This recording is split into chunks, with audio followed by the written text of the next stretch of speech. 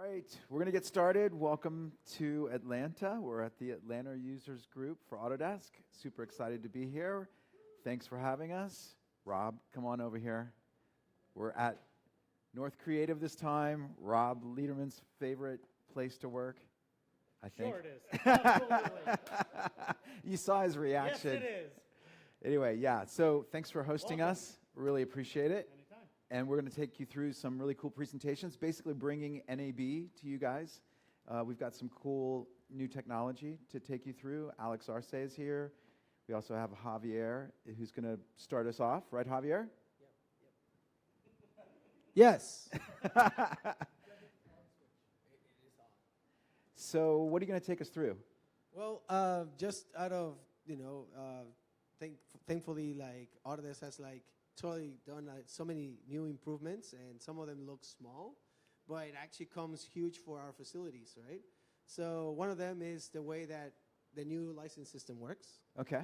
And of course, I always like to show with example, like, what we do, even there sometimes goes against the demo policies. But so this system is, full HP Z840 with dual M6000s. It's completely configured for Maya and Flame, but the best thing is that it has no license. So the license is actually running out of my Mac laptop. And this is because, now you can have your Flame on multi-user setup. And what that means is that you can actually install your license. If you are a big facility and had a lot of 3D Studio licenses, you can just put in there your Flame license. And no matter if you had a Mac or then someone rented a new Linux system, you can just float it to that without doing any crazy configuration. Like now, Autodesk has a very nice GUI when you install Flame. So you say, like, I want to use this system to be my license, and automatically just grabs it, configures it. It's less stuff for us that do the regular setups, but it works very, very, very nice. Okay. And then the other thing is the advantages for people that are using even the Mac Pros mid-2010s. You can still run Flame in there. So you could take advantage that you can put more RAM if you didn't have in the past. Put a nice SSD array inside and run it. I took the liberty of just really quick going over the specs. And just in addition to thanking Rob from North Creative, I also want to thank the CineSys guys. So thank you. Javi's one of the technical people from CineSys. So want to make sure we thank them. And also Mark is here. Mark did the setup, so thanks, Mark. And Charles Corralt. He wants to be recognized. Charles, thank you. Yeah, so I went real quick just to check some specs, because I know this is not ultra flashy like what Alex is going to show, but this is very useful for everyone that, if you're not playing with Flame yet, I mean, this is the best chance to do it. You can just install the latest. Even if you want to go Sierra all the way on your old Mac Pro, you can. It is supported as long as it's the ones from 2010. You can still do it. And as I mentioned before, you can just install Flame on that Mac, and I mean, it doesn't need too much on the Mac to run. I mean, please don't expect to do your next Star Wars on it, but I mean, it's the best way just to do your first small projects that will give you all the money to probably then get like a bigger system. And that's about it, guys. I mean, I hope you guys enjoy our presentation. We really put a lot of effort. We even imported Mark from the New York staff to come and assist us today. And of course, we had Charles running around, like, helping us. So without further ado, this is Alex, and here you go. Thanks, Javier. Yeah, thanks to everyone for all the hard work. I think I'm a little loud. So as Bill said, we're going to try and bring a little bit of what we did at NAB. It was interesting going into NAB. We've been doing so much with Flame at such a rapid pace that there's so many new features that I completely lose track of what's new and what was last version and the version before, because we really have been, with the new subscription model, been updating like every quarter so far. So there's a lot of cool stuff. And at NAB, we wanted to not just focus on the last update, and we wanted to kind of look at what's recent, and so we thought about this idea of doing a demo, which is kind of just a day in the life of a flame artist, and some of the tools that you would use, and what it's like to come in the morning. Am I still on? What it's like to come in the morning, and some of the things you might end up doing by the end of the day. So I'll start by describing a few of the things that are new and in Flame, and I'm using my little notes here because I actually haven't done this demo since NAB, so I want to remember not to forget certain parts of it. One of the cool things in Flame that happened with 2018 was that we added Shotgun to a plug-in version of Shotgun right into Flame. So when you launch Flame in 2018, you are Shotgun enabled from the moment you launch. And what happens, you'll get a login, and if we look in our, we'll just pretend we're going to switch projects here. We should, oops, I forgot to load.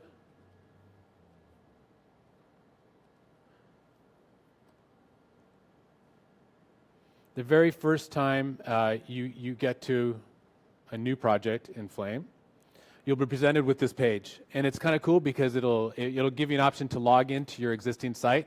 If you don't have one, it'll give you the link, so you can sign up for a free 30-day eval, start using Shotgun, no credit card, you get a full functioning version, no limitations, and then once you're logged in, you can connect your Flame project directly into one of your existing projects, or if you don't have one, you could just enter the information, the name of your project that you want to connect it to, use one of the pre-existing templates that are in Shotgun, or the ones that you may have built yourself. They'll show up here as well. So I'm going to skip this and get back to my demo project here and show you a little bit about what Shotgun does inside of Flame in 2018.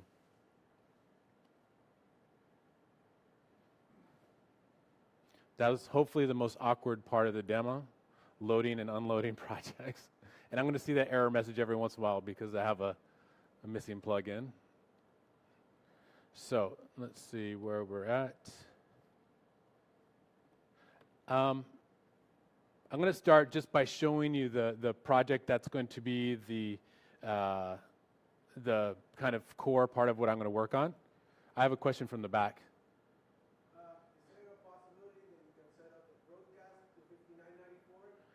Ah, there is.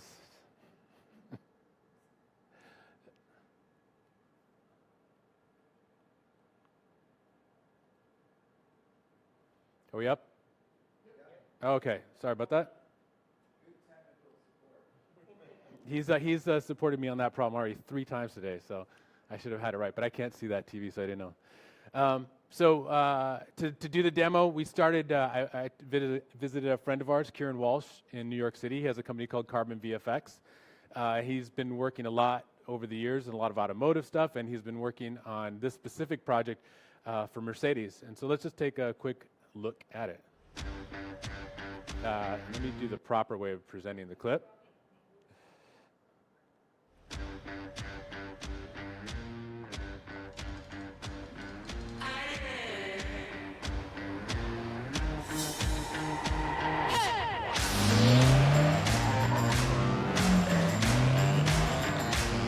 Whether you're after supreme performance, advanced intelligence, or breathtaking style, there's a C-Class just for you. Decisions, decisions, decisions. Mercedes-Benz, the best or nothing. So that's the kind of interesting Mercedes spot. And if you are already a Flame artist and work in a Flame shop, you'll know that you get a lot of this type of job. There's, not a ton of obvious visual effects, although you probably guessed that when the guy was checking himself out in the other car, it was probably not him, but actually a green screen version of him. So there might be some complex composites like that, but there also is usually some pretty simple shots that actually take a lot of invisible work to get done. And we're going to look at one of those types of shots. Let's see, I wanted to show you some of the new features, but let's start with looking at what with Shotgun. If I wanted to maybe bring this could be a conform. I'm showing you the final spot as a kind of a shortcut. Javi, did you change my hotkeys?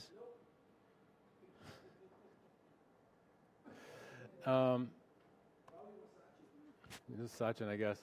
But let's take this clip, and let's say this is our fresh conform, and we want to send this out. So Shotgun comes with this new submit for Shotgun review.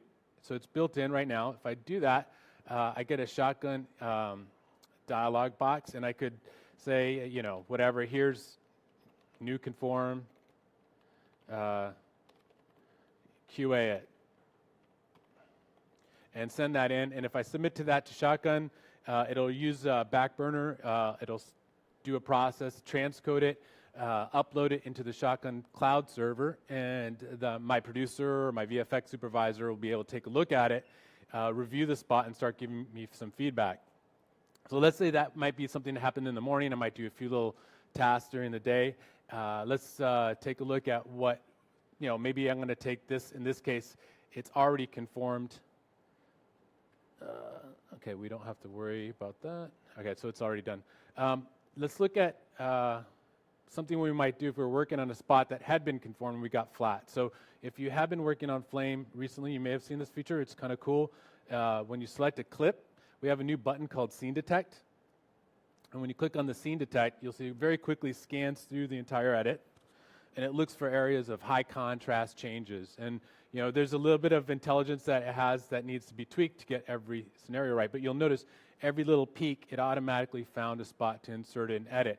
But there's a few areas that are a little problematic. And you'll see over here and over here, probably since it's not a music video, that might not be accurate. And if we scrub through, you'll see that's really just a lot of color moving in one spot. So there's a couple ways we could approach this. With the tool itself, it has an edit mode. So if I click in here, I can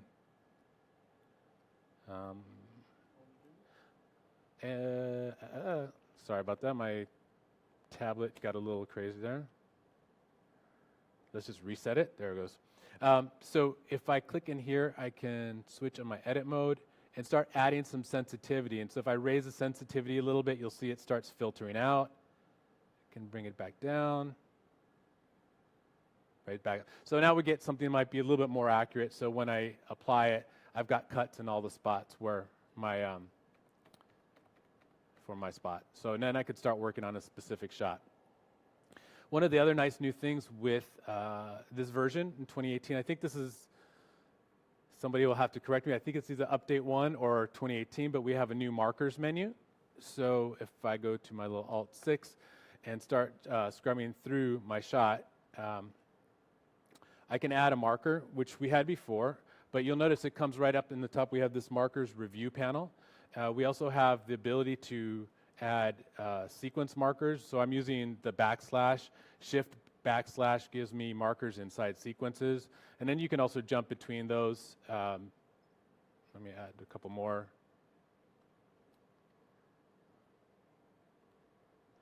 This is all kind of stuff I incorporated today, so excuse me if I'm a little bit off my game. All right, so you see we had a couple different types of markers. They're all showing up here. They're all color codable, which I believe is a completely new ability. So the markers themselves can be organized by color. Comments, of course, can be added here. And so it gives you a way to kind of start marking up, you know, the work that you're going to do, especially if you're going to start sharing things with other people on your team. So we looked at some scene detection, some markers. Let's go back to Shotgun for a second and see if we've gotten any feedback. I'm going to jump into our main Flame menu. You'll see we have actually Shotgun submenu with a few different options. We looked at the Shotgun submit to review, which shows up on every clip in the contextual menu, but I'm going to call up a Shotgun panel. And in the Shotgun panel, we'll see I have already a couple different tasks that have been assigned to me. So let's see, it says I need to add a logo to the opening shot. I need to do some road cleanup work. So I'm going to get started on this stuff, and I can take this task, and it's already assigned to me because I'm logged in as Alex. I'm going to just set that into in progress, so now that my supervisor can check on the Shotgun site, and she will know right away that I'm busy doing this specific task. So let's get into our batch. And let's look at what we have. I have right now my batch demo organized into a few different segments, and so we'll kind of step through. We'll step through them in order. If you notice, one of the things that's here, if you're not on 2018 or 17 extension, you might not have seen that we added background components. So now you can divide up your batches into different segments. We also have some really cool new navigation tools, which we've lifted out of the Maya workflow. So if you already have experience using Maya 3D UI, you'll know that things like Space F and Space A to Space F would frame something, Space A frames all. So this works in batch, and you'll also see it later on working in the Action 3D environment and even in the Action schematic. So let's start by moving into this shot right here. And here's our incoming raw shot that went into that specific plate. I want to show you some of the new improvements to paint. I'm going to focus on batch paint for my demo, but I did want to point out in desktop paint, there's some cool new things. If you are one of the guys who's been using Flame a lot longer than me, you might have some really beloved workflows that desktop paint just works for you and you don't ever want to give up.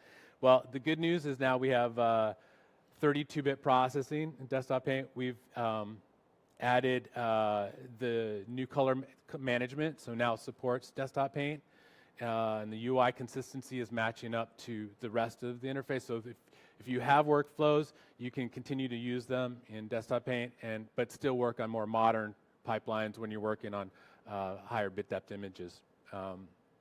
So now in batch paint, the things I want to focus on are going to be a couple new features with the brushes and what you can do with the strokes. So let me get this set up here.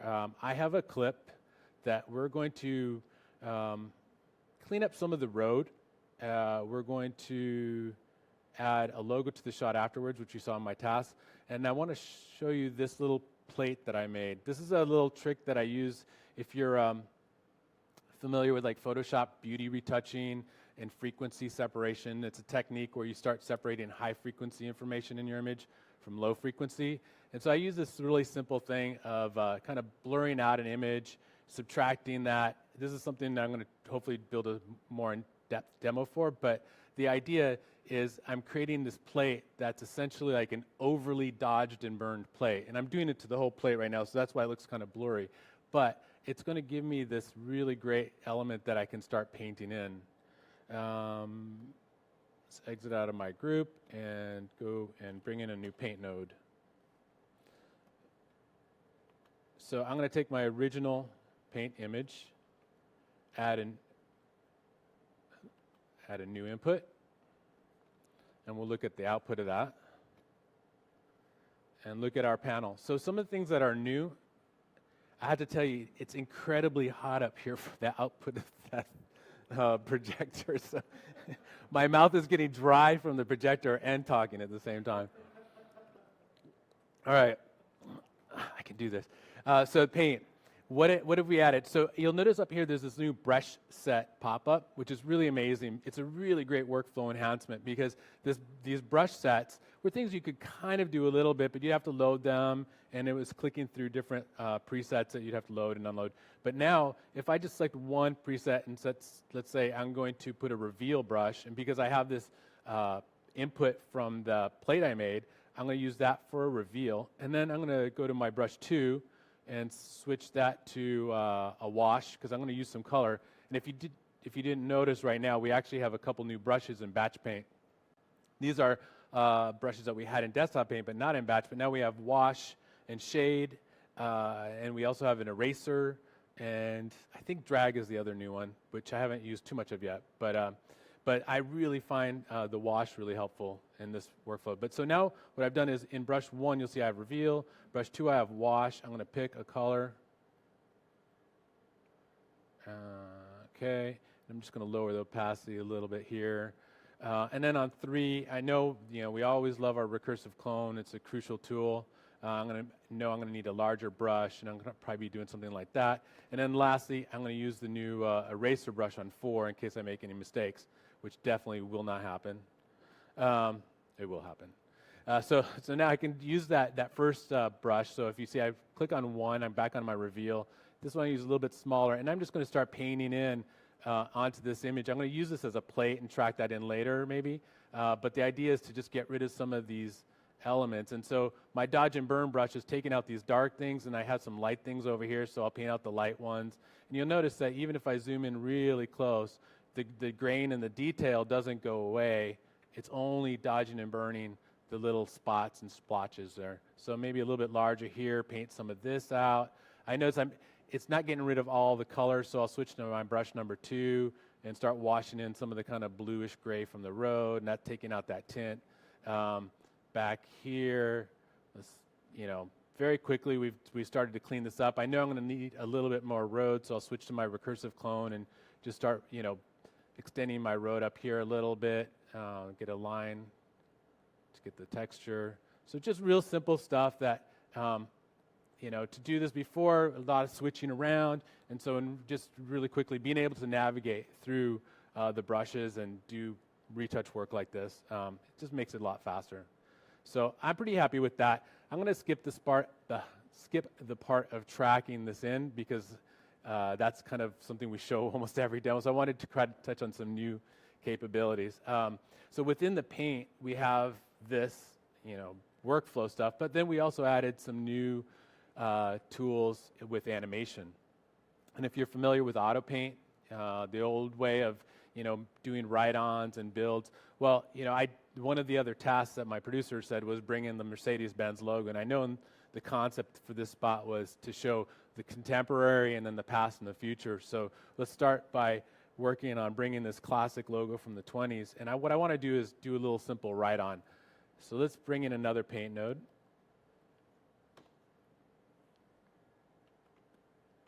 Look a little closer here, and so I will. So I have the paint, and what I want to do is start basically drawing on this logo. But I want to show you a few things that have changed in paint as well. Besides the brushes and the brush sets, we have this new thing called no autosave, please.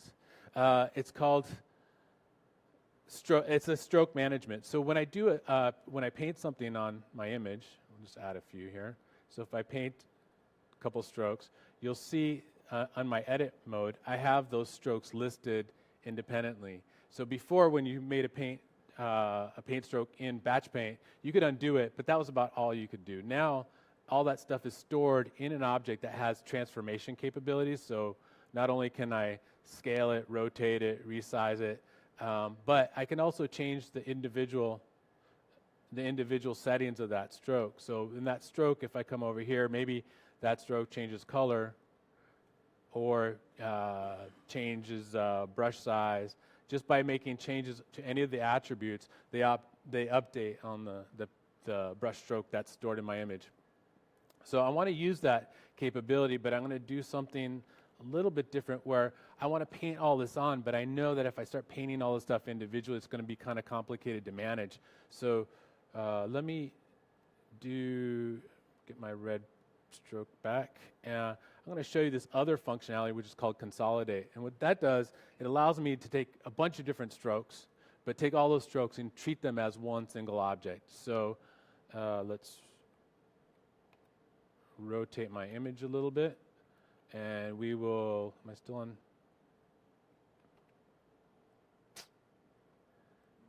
Wrong hotkey. All right, so I'm going to just very quickly do a couple of little strokes to get this.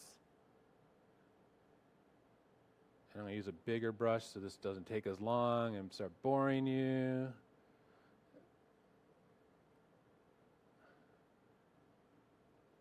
Okay, so if I come down here and turn off consolidate, go back to edit, I made a mistake. I somehow ended up with 2. So let me just stick with the second part of that and show you one of the things that you have the ability to do now is switch over to our animation tab. And if I scroll down here, we'll see the stroke shows up as an object inside the animation. And I have the position, scaling, and rotation, but you see I also have a start and end attribute. So if I turn on auto key and go to the beginning of my stroke, well, first thing you notice it disappeared, and that's always the problem. If you've ever painted on something and forgot to change your frame range, and you got that moment of like, oh, not again. Well, now if I select the stroke, I can come back to the frame range and you can change it retroactively. So I'm just going to say, put that on sequence, change the other one, put that on sequence, and we'll stick to this guy. All right, so now when I scrub through, the paint stroke stays on for the whole sequence. So what I want to do at the beginning, I want to change the end part of my stroke to be 0. And what that's going to do is undraw the stroke. And we'll move maybe like 20 frames down. We'll change that to 1, which means the end, 1, the end of the stroke. So now with just those 2 clicks, we've done this little ride-on, and it's basically taken all the strokes that I did. I don't have to go back and worry about auto paint or stretching things. But what's really neat about this is when I come out of auto paint, because all of that information is stored, it's copyable and pastable to another object. Or if let's reset our rotation, zoom out a little bit, I could also do something as simple as just duplicating the first stroke, bring it over here, and maybe change that scaling in X. So then now I have that the work that I just did for that left side, when I scrub through, now you see it's all replicated on the right side. Sorry about messing up that one little part, but what I'm going to do is jump ahead a little bit and show you the logo already done. Basically what I did here was I animated just the one fleur-de-lis on one side, copied it to the other, but then I did like even things like Mercedes and Benz. They're all just consolidated strokes, and I copied one animation onto 6 different things and ended up with this ride-on just by doing a little bit of the offset. So if you switch animation to tracks view, you can very quickly kind of change the timing of everything. So now that I have this really ugly version of the logo, we can reuse that just by comping it back on to itself. So if I just do a little divide and comp, I end up with this, which is going to be really useful for us in a minute. So bringing that back into my shot, you can see here's a shot where we did a little bit more paint work and we tracked the road back in. So if I scrub through, you'll see the road looks a little cleaner. We took out the light post. And the idea here was to kind of open up a canvas to introduce this spot with the very first shot in the spot. And what they want to do is have that old Mercedes logo here. So if I already have an input, sounds like the rain's here. So you'll see now I have it, a little overlay, but the idea is we want to use this logo not just as a super on top of the image, but we want to put it on the wall. And you know, everybody's familiar with tracking. There's 4 corner pin tracking. You know, there's a lot of ways to get that over there. But one of the things that's really nice in Flame is its perspective tracker. And so I took the liberty of lining up a perspective. But if I switch to the object view, you'll see it's just make this bigger so you can see it. You basically just position the corners, and you line them up on things that are collinear in your scene or coplanar, so that you can define what the perspective is. And then Flame is going to use that information to do the tracking and give us not just a 2D track that's in position, but actually give us 3D camera information so that we can position objects using that. I know, well, let's go ahead and start this. We'll do a snap. And you'll see up here on the top left, it's got the reference frame, and then as it tracks, it'll be updating that. So if I do analyze, it's going to go through and start tracking what's inside that perspective grid. And from experience, I know that when that car comes in, right now it's starting to influence the actual track, and that means I'm going to have like a little bit of a wobble here, and that's going to be really bad down the road. So I'm going to use one of Flame's other tools to help me fix this problem. I'm going to back up to about here where the track is still good. And I drew a garbage mask earlier, but let me just redraw that because we were talking about garbage masks for a little while. So I have my perspective grid selected. I'll go into my node bin and use the Action G mask.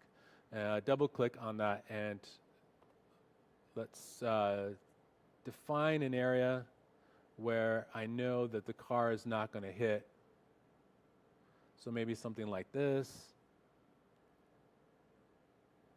around that. So now what I've defined an area where I know it's going to stay clean, and if I select the perspective grid, I have inclusive. I'm saying look at the GMAS for your tracking from now on. You can have multiple GMAS, so I could add GMAS that are, you know, one up here, one over here, and it'll add discontiguous samples together. So now when I hit my sample, snap, you'll see I have a totally different shape. And so that from this point on, we'll finish our analyze, and now we should have a nice little rock solid track for the whole thing.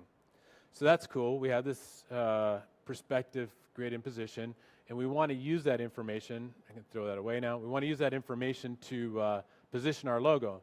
Well, because it's giving me something with a 3D camera, all I have to do is parent that perspective grid to my logo, and I have an axis right above the logo to reposition it. So if I just start sliding that around, you'll see that it's moving that in X. If I move it in Y, it's moving it along that plane without me having to worry about anything that's there. And if I switch to my top view, you can see here's looking down, here's my camera, and then my field of view, there's a light I have in my scene, and here's the wall that it defined in 3D space. And I didn't have to calculate that, I didn't have to do a 3D camera track or anything. I'm just getting this 2D plane that exists relative to my camera. So now what's handy is, you know, my logo is now drawing in position, and that's it. I'm done with that part. But now I can start thinking about more creative issues. Well, one of the things I noticed is they wanted to do this to be more like a graffiti or like an old poster tag, something you'd see in like an old village in Europe where it was like peeling away. So I got to give a little bit more character to that logo. It's a little bit kind of clean for something that's supposedly so old. So I brought in our favorite, or my favorite nodes. This is years old at this point, but I think it's a somewhat unloved tool. If you like use it too obvious, it can be, you know, one of those treatment kind of things. But when you think about applications for it, it starts opening up a lot of doors. So I had this one mode, let me just bypass that, which is called chalk. But what it does is just draws on there, and you'll see with these presets, you know, I could do things like a newspaper look. Not very interesting. Let's do Gauguin. Oops. So you see it's, you know, just doing different kind of procedural paint effects. But that chalk one is the one that we're going to use for this test, because I know when I come back into my action, look at the output of that. So it's kind of just breaking it up and giving it like that peeling off the wall kind of look. So, you know, at this point, I think it's starting to look pretty good. I think we've got the road cleaned up. We've got a nice logo placed in here. We could render this out. I think I already did, but you'll notice I'm scrubbing through all of this in real time. It's calculating everything that we've done. You already attached the windows. Oh, yeah, thank you. That's a good point. So one of the things the client complained about is that they thought my visual effects sensibility was kind of crap, because like this looked like the poster was floating in space over the window. And this is back again to the GMAS. There's an easy fix for that, because we've already done the hard work with this perspective grid, right? So why don't we just cut a map for that? So if I go and bring my GMAS node, I'm just going to double click on that, it's going to automatically parent underneath the perspective grid. And if I just draw, you know, it looks like I'm just drawing flat in 2D space, but I'm drawing this flat cutout, but it knows, if I look again from the top view, it knows, and you can see those little yellow dots are the outline of the window, that it's going to place that grid in the perspective that it needs to be. Yeah, so now that's knocked out, and it's moving in 3D space with that. So without having to do any real roto work, I just did a quick mat, and even if I wanted to recycle that, I could duplicate that and take the second one and just slide it over on the X-plane, and those need to put it right there. So if I move the logo around, you'll see that as it gets over the window, it automatically cuts out. So that's kind of a neat trick using GMAS, and the reason why you'd want to use action GMAS is because they are actually objects that can exist in 3D space. They're planar objects, but they exist in 3D space, which a normal roto couldn't do. So if I go back, I think it's time to check Shotgun again, because why not? We can. We're in Flame. We don't have to go to another place to check it. I can look and see if there's any notes that have come in. And so we did send off this render, perhaps. They liked it. The note I see right here says, Alex, client loves the logo, but feels it's still missing something. Let's open that up. It says they are thinking about a spaceship. Could you previs that for them? Well, of course. I mean, why wouldn't we put a spaceship in a Mercedes spot? So let's take a look at what they're talking about. So if I double click on this, I'm going to jump me straight into Shotgun. And here I get this beautiful illustration that my supervisor said they want a spaceship flying through the scene. All right. So we already know. We just got to previs this for our CG department, down the hall, because everyone has a CG department down the hall, right? So we're going to send this to them. Yeah. So, but we want to do something, and the conceit is here. Yeah, we showed the current model. We showed this logo from the past. So let's do something from the future. So let's jump back into Flame, and of course, conveniently in Demoland, I have my model. It's just a standard FBX model. I loaded this in earlier, and it's something that they provided from the client. So if I unhide that, and I'm going to hide this perspective grid, we don't need to see it. So now, with one click, I've unhid it, but normally I would just go and do a load. You can import FBX and Alembic straight into your action scene, because everything that we're looking at so far, it looks like we're just compositing in 2D, but everything exists in a 3D space. So now that model, let's see, what should I show here? If I use your standard Alt, like in Maya, I can orbit around. You do have some pan and zoom. I think hopefully I have this keyframed, and I don't. Let me reset my camera. So you can see that the object is in 3D space, and because we already have a definition of what is 3D in this specific scene, and that's our perspective grid. So if I bring my perspective grid and attach that as a parent to my little spaceship, which is this future Mercedes concept spaceship that I already put my order in. But let's see. If we now come down to our standard transforms, you'll see I can position, rotate this ship. But if just by rotating 90 degrees, because that plane is giving me my x at 0, my x and y, by rotating this 90 degrees, I know that it's perpendicular to that wall. I don't have to look anywhere. If I go to the top, just to verify, you'll see there's the ship and there's the plane of the wall. So what we're going to do is really quickly, since this is previs stage, I'm going to come to the end of my shot. Let's go back and position this down the road, maybe not quite so far down.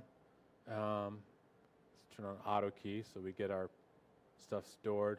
Now, I know you might be wondering if that spaceship is actually crashing in the wall, and yeah, it probably is, but we're just faking it for this one. Maybe put a little roll on it, and then jump up to the beginning of my shot, and we can also grab the controllers here, maybe bring it down a Y, take the roll out a little bit. Actually, let's move it back up so it's kind of swooping in. And so now, just with a few clicks, we've kind of done a really quick previs to get the idea off. This is we could export this animation to the CG department. They can get the perspective info and the axis that we're using for our 3D, so they wouldn't necessarily have to retrack anything. But now they can take this and start texturing it. Maybe I want it to look a little bit better than what it does now. I have, let's try something like our new substance materials. We added in the last version, a couple updates ago, we added substance PBR. So now it uses the standard physically based rendering algorithms.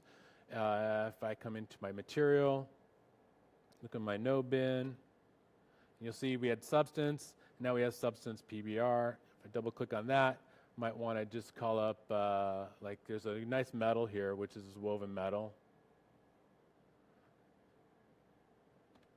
And if we zoom in a little bit, I do have a collision with my logo. I'm not going to fix that. right now, but maybe just hide it for a second. So now we're using this metal texture to start breaking it up, make it look a little bit more sci-fi. So if I'm going to send this off to the client, they might want to see something that looks a little bit more like that, scale it down. And now, so now we're starting to get something that's presentable as a previs. At this point, we could send it out, but one of the nice things about having PBR and Flame is that we can start, if we have textures, we can start taking advantage of them. In this case, we do have, from the CG department, they provided the model.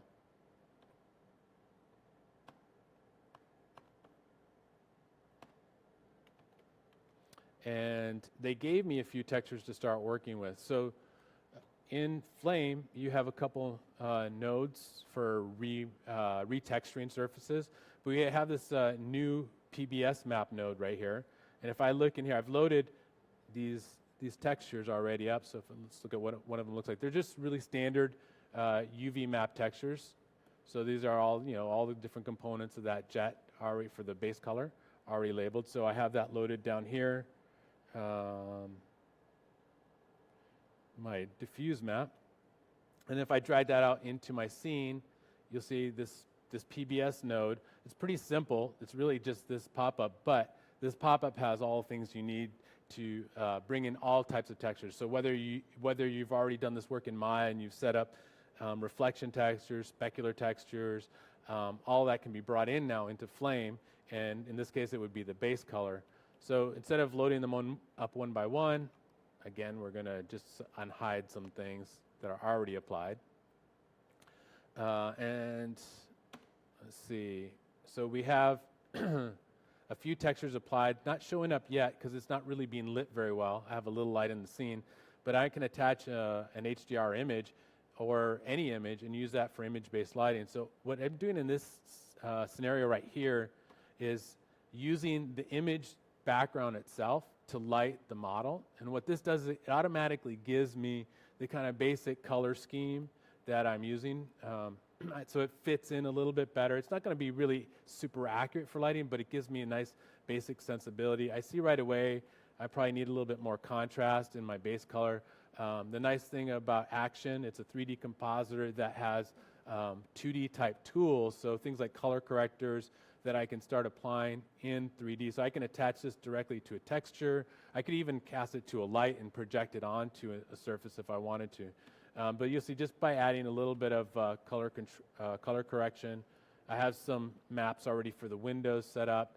So it's starting to pick up some of the more natural texturing of the surface. I feel like it's starting to blend a little bit more. It doesn't look that great. It's not that much of an improvement. So we can use some things like doing like an override. In this case, I have two IBLs. I have this one, which I'm going to use to get the light from this like kind of blue and then the dark browns from the city street. So I'm going to put that overriding the other one. So we'll have two IBLs lighting at the same time. But I do want it to be a little bit more contrasty. And so now if I look at my scene, you'll see just by adding this new IBL, it's giving me on top of the browns from the surrounding part, it's giving me a little bit more blue sky and giving me a little bit more detail on the model itself.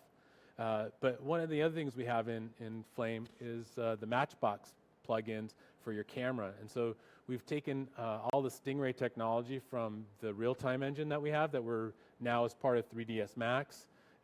We're also, it's something that with 3ds Max, they call it 3ds Max Interactive, so it's part of that now. But we're leveraging the same algorithms across multiple tools. So in this case, we have things like Stingray reflections. So I'm going to unhide that, and you'll see it's going to start self-reflecting parts of it. It still feels a little flat, so I'm going to use the ambient occlusion and add that so we get a little bit more density and detail to our image, and that's just essentially our basic ambient occlusion map. And then if we look at this now, we can start scrubbing back and forth. Our performance is still really great. We're still calculating the graffiti on the wall.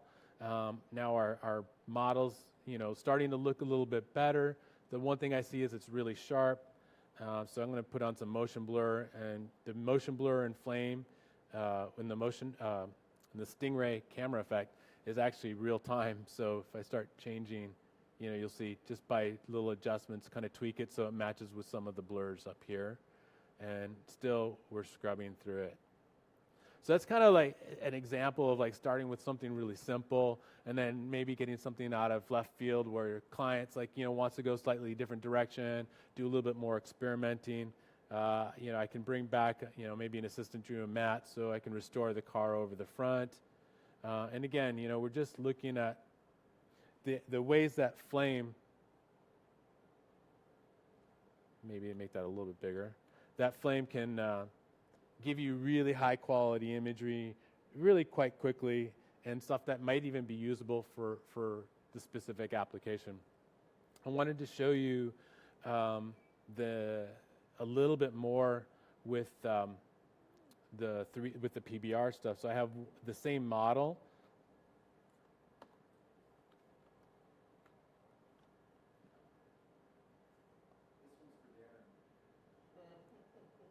So this is the same model where instead of focusing on it in that scene, there we go. I brought it into, oh, that was cool. I had the right image there. So I brought it into this environment, this is an HDR image, and I'm using that just to kind of wrap around my scene. And I brought that same model in. And we'll look at what this might look like with a little bit more detail on it. So these are the exact same textures we just looked at. And I won't bore you with reapplying all that stuff, so we'll just bring this back in. And so, so just bringing that stuff back in, we're using our image-based lighting. We have our windows. The ambient occlusion is on there now. And let's put on some reflections and bloom. So now the reflections, when I reveal that, you'll see that they're showing up in the floor. Flame didn't have this before Stingray, so this is a really handy thing where, if I move my camera around, those reflections are calculated on the fly. And then add a little bit more blooming in here to get a little bit of light kind of coming off of our little thruster lights here. And you'll notice that even as I pan down a little bit, looking through, whoops, a little too much there. You can look through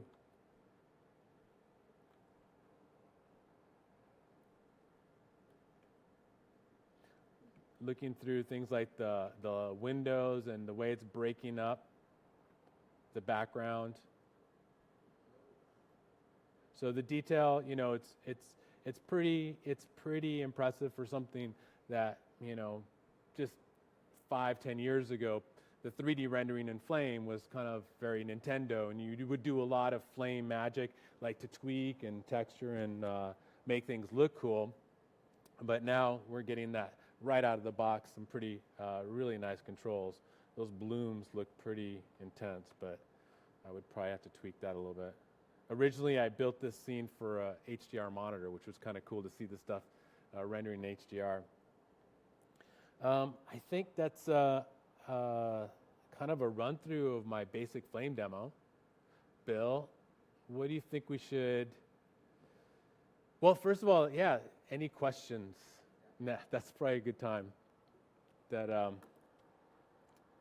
Any questions about anything I showed or anything in Flame that you're curious about that maybe I could answer?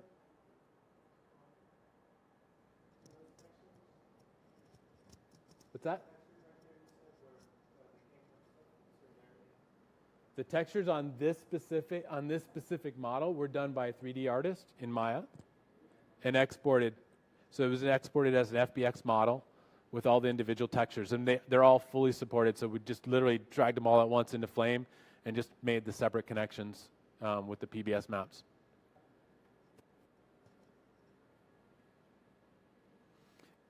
I guess the real takeaway is just that for those of you who've been used to checking out Flame demos or using Flame for all these years, we've always focused on the speed and the performance. That's always been what separated it from anything else. You could get things done so quickly, and of course it's so big. The software is so big and has so many different areas. It's sort of an all-in-one box where you can do all the different tasks that are generally, done more as a division of labor type thing. You can do it all with one artist in one place, and that's what also makes it fast. But we've really been focusing on the quality, and I think you see that in this example where they keep upping the quality of what you can do and what comes out of Action, so you can pretty much deliver directly out of the box this Bill? kind of high quality stuff. There's been a question from the audience. Can we render one frame of this? Yeah, go ahead. It's rendered. It's rendered. That's it. It's rendered. What you see is what you get. Yeah. That's the thing about Flame right now, is we're looking at the finished image. We're also rendering in 4K, by the way. Yeah. It's not readily apparent here, but because we were working on a 4K monitor, so this is actually rendering the 4K image in real time. Well, you'll see it's not quite real time if I pan. As fast as it's drawing right now is as fast as it's rendering a finished image.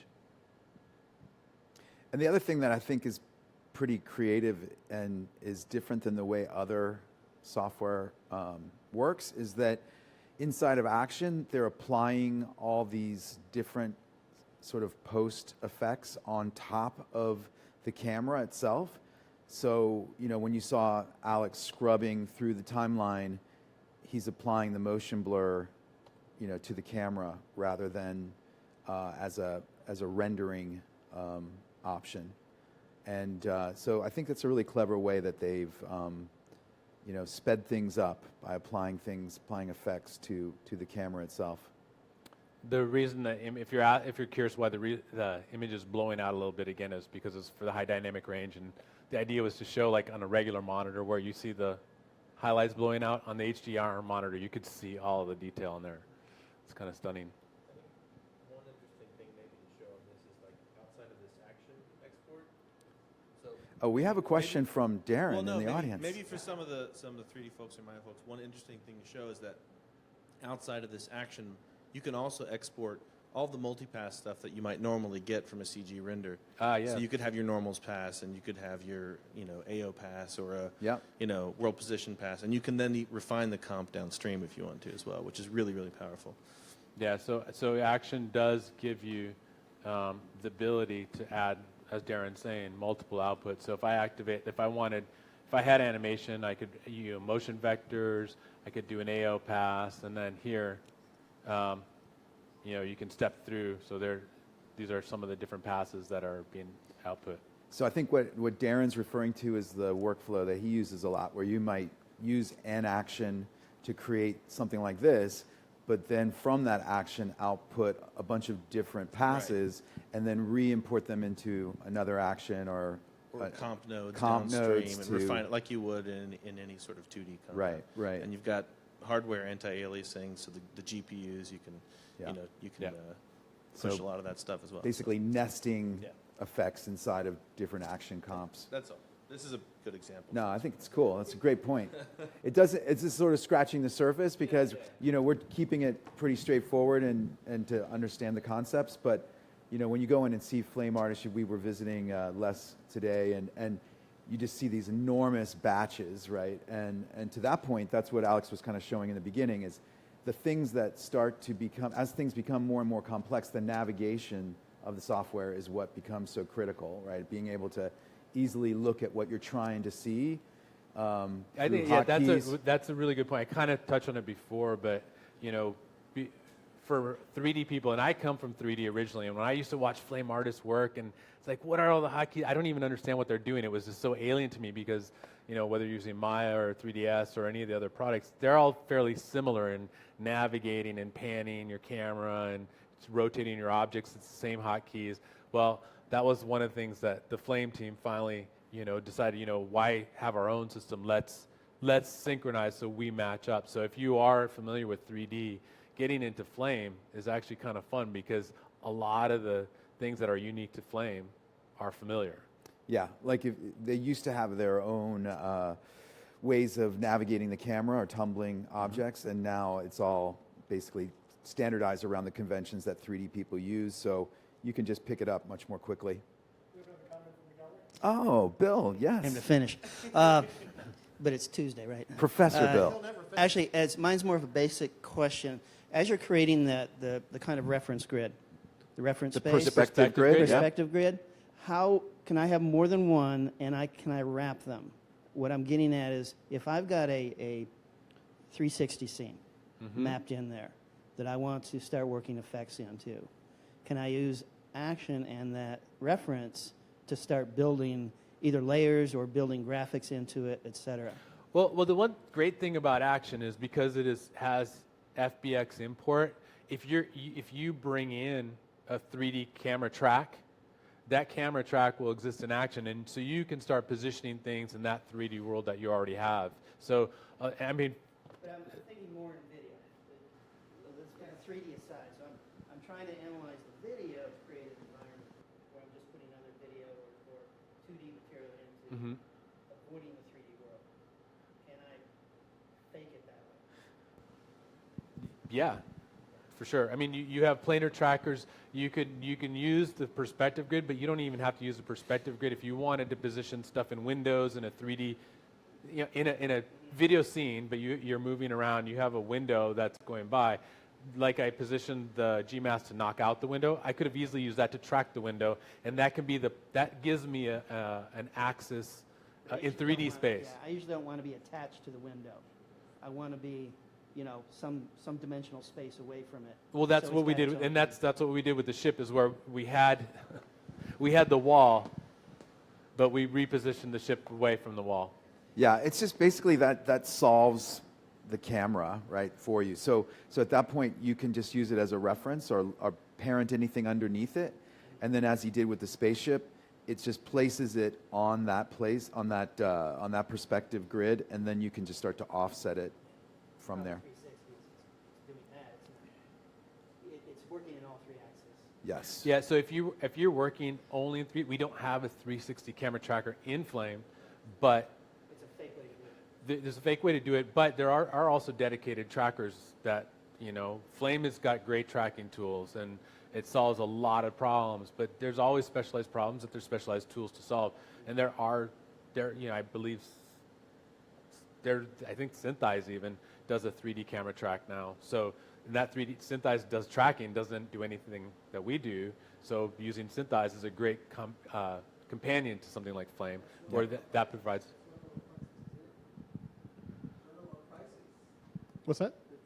He's talking about one of the prices that you Apparently, yes. somebody There's- is going to go home today. Is that correct? With a free copy? So that's what's coming up soon. That's correct. That's what one of the tickets that you guys got. One of those. When you guys are walking home Raffle. with that. Yeah. When So you guys I walk knew home that. There's I a knew giveaway. That, actually. That was that was Yeah. So you'll a get the free setup. copy of CineSys, and you can go buy a copy of Flame to go with it. there you go. I would highly recommend it. Perfect. The other thing I wanted to talk a little bit about, and Alex touched on it in the demo, was the integration of or the access to Shotgun from within Flame. And Shotgun is becoming more and more important, I think, for production management for any size facility. And to that point, we've actually been investing a lot more energy in helping to nurture or help people over their learning curve when they're evaling. So I did want to point out that a new initiative that we have is that when you sign up for an eval, so if you go to sign up for the eval for Shotgun, the 30-day trial, you'll see a checkbox on there, and it's just a simple question: would you like help setting up your Shotgun site from a technical person? And if you check that box, it's like the bat signal has gone on for our team, and so I encourage you to do that if you want to do a trial, because then we can get you'll get an email from our team, and we'll schedule a time to set you guys up. It's a lot better. I would recommend doing that, because then you'll, I think, have a much better experience, once you know that it's going to be in the context of the work that you're trying to do, because again, it's a broad software with a lot of different applications. So check that out. That's another really cool thing that we're trying to encourage people to do. And with Shotgun, we're really excited because we've invested a lot into the ease of use part of Shotgun, and that's continuing to be a big focus. It's a super powerful tool that can do so many things and customize so many ways. But if we had the what we call now Toolkit Classic, which is the platform to integrate Shotgun into other products. To use it with Flame previously to this, it took a little bit of under the hood stuff, a little bit of Python knowledge, and the comfort of editing config files and YAML files and some Python settings. So now, right out of the box with Flame, you can start taking advantage of some of Shotgun's capabilities, like review and approval, and the tasks that I showed you, and things like going to the panels, seeing what's happening on the project. And if with the other apps like Maya, Houdini, 3ds Max, Nuke, all those now have plug-and-play integration. So it's one-click install, and you're going to be able to access the same things, but even more, things like publishers, loaders, breakdown apps, all within your DCC app without ever having to jump into another tool, or for that matter, hiring a programmer to come build a pipeline for you. It's really out of the box. You're getting some really nice plug-and-play functionality, and that's something that we just released in Shotgun 7.2 about a month ago. So that's the fourth prize in the raffle is free help setting up your Shotgun site. Wait, you didn't tell me I was a prize. You are. That's You are a me. prize. Yeah, that would be access to Alex. I can If give my you a kids cell are number. watching, did you hear that? I'm a prize. Is that for 1 year as well, just like the other ones? It's unlimited. It's unlimited. Any help that you need, we're here. Did you want to come up and be on camera for the giveaway? Or did you want to do that off camera? No. Well- are we ready to go there? I don't know. Is there anything else that you guys wanted to show? I feel terrible because we had a lot of like conflicts, and we were hoping everybody's hero Lee would be here to do some Maya stuff. I am not a Maya artist. I do have some of the material, like as far as the PowerPoint presentation. If there's, I think the only thing I really wanted to talk about with that, really, which is the biggest deal, which if you're using Maya, you know that Shotgun. Arnold has been, it's become the primary renderer, and it's built in. So you get the workstation license with Maya out of the box, but for your render farm, you had the perpetual license issue. But one of the exciting things that we also announced pretty recently was now why is that coming out of my mouth wrong? But now Arnold fits the same subscription model, and we've introduced Arnold at $600 a year for subscription licenses. So that's kind of cool. Yeah, that's a And also really important Arnold thing. 5 just got released, and that added a bunch of things, including the AL. Some of the AL shaders are out of the box now in Arnold. What else is in Arnold now? I can open the PowerPoint if you'd like. You could pop it up, but I was just going to say Lee is in New York today, so unfortunately he couldn't make it. But we he will swapped be, states. Yeah, he will be here next time for sure, because there's a lot of cool stuff that we showed at NAB around the new Maya release as well. But I think the biggest announcement is around Arnold and support for that. So I think you guys will have plenty of benefit from that as well. Did you want? Yeah, why don't you just throw that up real quick? So I mean, just really quickly, some of the images that are coming out of Arnold. Some of these you might recognize. If you're using Maya a lot for motion graphics, Mash is just does not stop coming out with great new improvements. Even things like that came from the Mash development team, like the new type tool, which everyone was excited to get a couple versions back. But they've been iterating on that like mad. So the type tool has some improvements now. I believe, right out of the box, like any kind of spiking stuff has been eliminated, and it's really pretty effective. Yeah. So the Maya for motion graphics, he knows the inside name is called Mash, but I think everybody. Yeah. But Maya for motion graphics, it's just go play with it. It's such a fun new addition to the functionality of Maya. I like this slide that he gave me because this is the demo I can give. So Arnold 5, if you didn't know, it's faster, it's simpler, and it's also easier. But These are my three favorites. These are some of the, obviously a lot of productions are being done.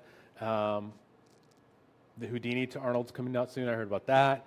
Open VDBs, that's a big one if you're playing around with that. That's now supported. I mentioned, the hair UVs was another one that people are pretty excited about. This stuff is over my head, no comment. The AL shaders are really cool. I noticed some of the stuff that had to be compiled and loaded manually is now coming in with 5. But yeah, it's pretty cool.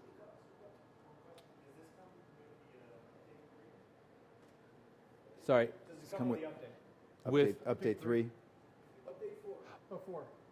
Oh, it's 2017 update 4. Yeah, it's in 2017 update 4. Yeah, maybe that's in my other slide deck here, which there's a couple things about MASH or motion graphics for Maya. My name is Lee Fraser. Update. This is more update 3 stuff. Oh, I know one of the things that was kind of cool. I love these images. Yeah. I mean, just showing some of the Go play procedural with this stuff. It's cool. great, and like putting Arnold on top of these like crazy cloner things that you can do and Bash and XGen and Bifrost, all that stuff is really great. I think there's improvements that if you're into motion graphics, to Adobe After Effects Live Link has been improved, so there's some new capabilities there. Like I said, the type tool and SVG tool has been improved. There's a new MASH node, and Lee was showing me this amazing demo. You can see a little bit of it down here with the foliage or the kind of terrain.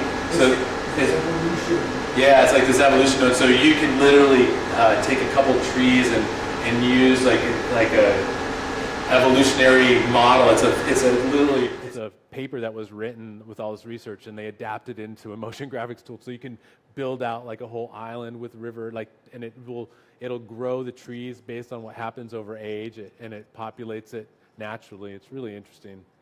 There's a placer node now, so you kind of similar to was it Paint Effects, so you can kind of paint some of your stuff in. A big one is the UV stuff. I think this is where I'm not very familiar, but Lee was telling me there's something like 54 new tools in the UV tool set. So wow. That's what all this green stuff is, right? So the green is new. No, but I mean, he's done some really awesome demos with the UV toolkit. It's even from what we were looking at last year, where he was showing me, it's improved so much. So I wish I could show you this stuff, but This is a good way to give a not in my appetizer. wheelhouse. Yeah, I just want to give you some of the fun A stuff. little teaser, yeah. One of the things that the Maya team showed for the technical specialists after NAB was the fact that they've improved the UI, just some simple things, even playback or whatever, to do a lot more GPU. So Yeah. It's So more multi-threaded, so you can even open the same scene that you had 2 versions ago, and you'll see that it opens like way faster. Like, you guys remember that scene of little space cadet that goes into the beach and does his thing? So they open it on 2016, and then they open it on this version, and it's a night and day difference. It's like if you were working with a different Are we computer. still on? It's just software. So, Yeah, so if anybody's out there and couldn't hear, but Javier was talking a lot about the performance improvements in the last version and the major speed improvements to loading files and processing. And Viewport 2.0 also got some GPU enhancements, right?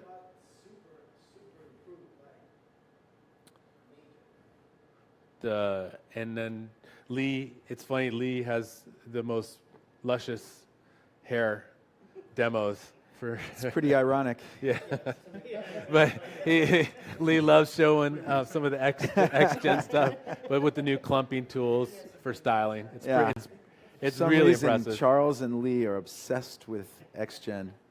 Again, Bifrost. I don't know if anybody's using Bifrost. It's way over my head, but amazing to look at. Yeah, Viewport 2.0. It's capable of showing super high res maps now, which was a really neat thing. So he was loading up like 8K or 20K maps from NASA to actually calculate like the displacement on the model, the lunar type model. So yeah, that's kind of some of the cool things that I've heard. I wish. Anybody come into SIGGRAPH? You should definitely hook up with us at SIGGRAPH. We've got a lot going on.